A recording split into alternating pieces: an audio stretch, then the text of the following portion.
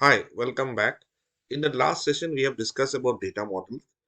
Today, in this particular session, we'll be talking about why do you think database come into picture, or why do you think database management has come into picture, or why database management system, database engineering, database technology actually came. Okay, so and also we'll try to understand why this database engineering or database technology or DBMS is an important subject for you.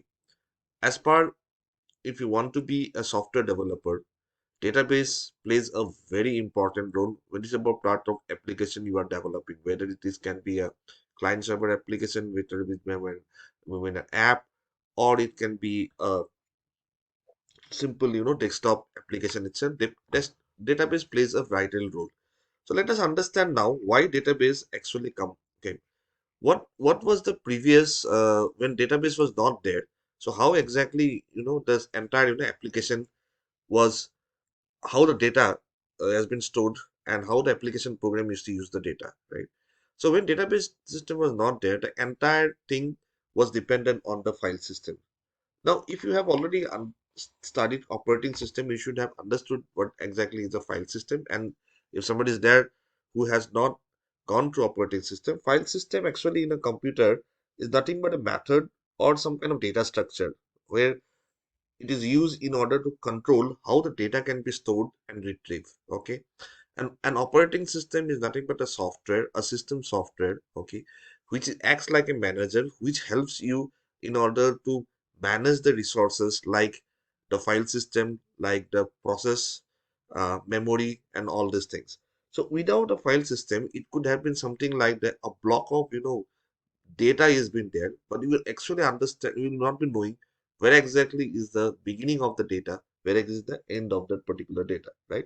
So file system help us in order to structurify the the storage of the data, and helps us and how to retrieve it, right? So before there when database was not there, so whatever application program we used to write was actually directly we used to interact with the file system. So in this particular slide, you can see that we have certain files like customer details, customer loan, customer fixed deposit, customer transaction, and you can see on the top you can have some application program like loan processing, fixed deposit processing, transaction processing. Here we are talking about an example of a banking system, right?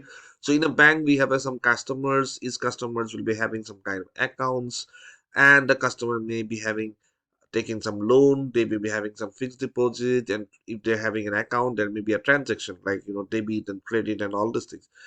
So typically each of this, regarding loan processing, fixed deposit, all will be having some kind of application programs, and that will be interacting with these files, right? The customer detail, customer loan, fixed deposit, and all these things. Now let us understand what is the problem that, sorry, let us understand how this particular, file has been, this file has been structured, or how this file looks like. So in here an example I'm showing you that I'm just storing the customer details, something like the customer ID, which is 4176, the name of the customer, like, Aniruddha Sarkar, and the branch, SBI1 and all. Okay. So typically, if you see in the first one, we have some gaps. Okay. We have some space, or in the next, you can see there is no space into it. So this is a typical way of how we are storing data in the file itself, right? Okay. Now, what exactly the problem that we face with the traditional, file system itself? First and foremost thing is the data security. Since we are directly interacting with the file, okay, the storage, right, then the security is a bigger concern. So it is easily accessible to anybody, right? You can say I'm talking about banking application, and see my account details should not be accessed by anybody. I should be only the person to access it. So if it is can be easily accessed, then the security becomes a major concern, right? Okay, then comes data redundancy. If you see, I have customer detail, file, I have customer loan. Okay, and you will see that each of the file will be having the name of the customer, the address of the customer, maybe the customer ID, everything. So there are duplicate data which were stored in the different file, and that's result in nothing but data redundancy, data isolation. See, I may not be the only person who will be using that particular file. Okay, there may be n number of person who will be in the simultaneous may exist will be using that particular file. So if suppose I make some kind of transaction and I'm updating that particular file, the same should be reflected back to the other person who was concurrently using it. So now if this cannot, if suppose I have done some kind of modification X and other person who is accessing the particular file could not see that X, then it becomes a problem. That is what the major problem with the file system, which is called as the data isolation. Then comes, program data dependence. As you can see, we have different files, we have different programs, right?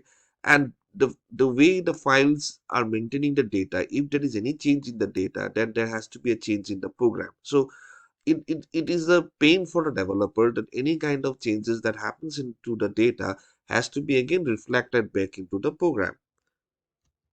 Then we have a lack of flexibility. Yes, the previous what we have shown, have discussed actually talks about the flexibility. Okay, so there is no flexibility because any changes, again, the program has to be changed, right? Then come concurrent access anomalies, which I have already talked during the data isolation, right? So, n number of people are accessing the file, any kind of updation, modification, or any kind of deletion happening, right? And then the same thing is not actually reflected, or I can say that the consistency of the data has not been maintained. So, this becomes one of the biggest issues. So, these are the certain issues which we have seen during the use of the traditional file system, and that actually catered into the development of the technology which is called as the database technology, because we need to provide certain security to the data. We should to remove the redundancy, so we will be having concurrent users, so the concurrent user management has to be there. There should not be any kind of data inconsistency, right? And every time the data changes, our program should not change, so there should be some kind of flexibility happening. So all these things cater to nothing but a development of nothing but the database technology or database engineering or database management system. Now you can see that DBMS comes into picture and it fit in between the application program, between the application program and the file system itself. So now database is the one who will try to interact with the file system, and the application program will be interacting with the DBMS, right? So the application program is not cannot directly interact with the file system. It has to interact through the database management system. So how does it actually the entire operation of the file system in the previous traditional method and the DBMS change? Now you see, if you have an end user, we have a typical file system. End user will be interacting with the application program, right? And then you will try to read the file, yes, and then the operating system will be helping them in managing the entire the file system and all, right? But here in the DBMS interface, application program will be interacting with the DBMS, and there will be a certain language which is called as SQL, structured query language. So it will try to, through this particular language, it will going to interact with the DBMS, and the DBMS will enhance interact with the operating system and the file system itself. So now application program is not directly interacting with the OS, right? Application program is directly interacting with the DBMS. So we have a complete, database management system who will be one who will be taking the query from the application program, then it will send the query through the operating system to the file system, and whatever result will be coming back, it will be again DBMS will take it and it will reflect it back to the application program. And in the file system, it was not like this directly the file system interacting with a application program directly interacting with the file system. So that's what. So by doing this, so all the traditional whatever traditional problem like data security, we can have a very secure data because DBMS sits in bit there, right? Data redundancy, yes, we can have a complete removal, not I say complete removal, to the major extents we can remove the redundancy of the data, and you will understand this whenever you talk about database design in terms of normalization and all. Data isolation, yes, uh, you have a complete consistency of data. There is no kind of whenever concurrent user using any changes has to be reflected back. Now you don't have to change the program with respect to the data. A lot of flexibility are there. Concurrent user can do. Apart from that, with the DBMS, one of the best part that we have is that we can have some DBA person, like database administrator, who will going to manage the data properly, who will going to tell whose user will be having some kind of privileges in granting some accesses and all. Apart from that, he will be one who will be responsible for data recovery and backup of data and all these things. So it's maybe in a day, or maybe in a 24 cross in a 24 in a day, 24 hours, or maybe in a week, he will going to take the backup of the data, right? And any kind of failure of the database, he can easily recover the data with the backup data itself. So that's how the beautiful, the concept of database, right?